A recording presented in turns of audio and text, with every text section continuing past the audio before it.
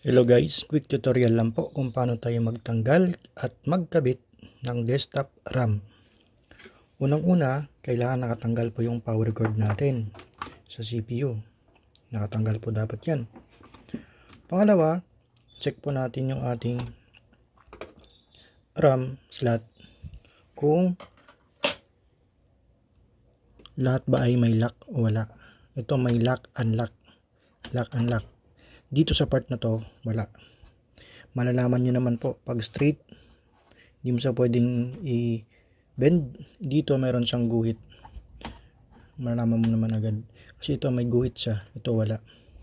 So pag may guhit, ibig sabihin pwede mo siyang i-unlock at i-lock. So depende sa board mo. Minsan dalawa parehas merong unlock. Depende rin sa board. Minsan dalawa yung slot ng RAM. Minsan apat.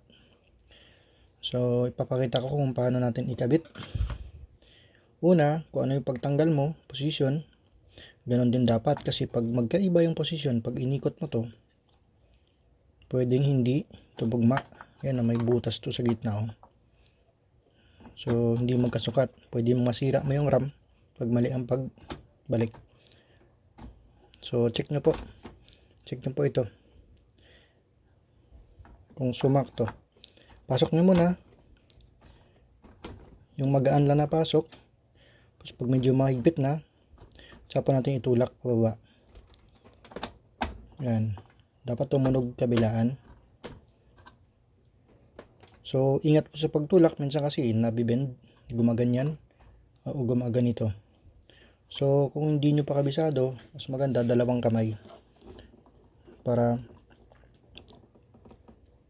yung puwersa ay sakto lang. Ganun. Kahit saan nyo pong slot ilagay yan. Yan. Pinasok muna natin ng madali. Tapos saka natin itulak pababa ng sabay. Yan.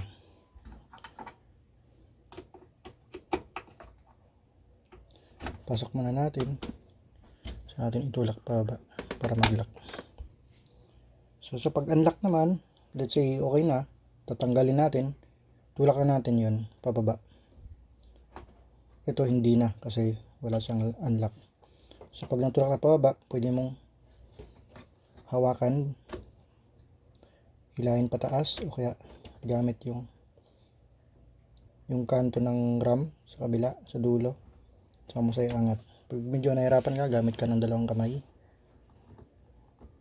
at hilahin mo siya pataas. So ganoon na paghila. Hindi mo sasabay na hihilahin kasi dito walang unlock eh. Doon ka unang maghila sa merong unlock. So ganoon din dito. Tulak mo rin pa baba. Tapos hilahin mo pataas. Pag medyo mahirap hilahin, try mong dalawang kamay.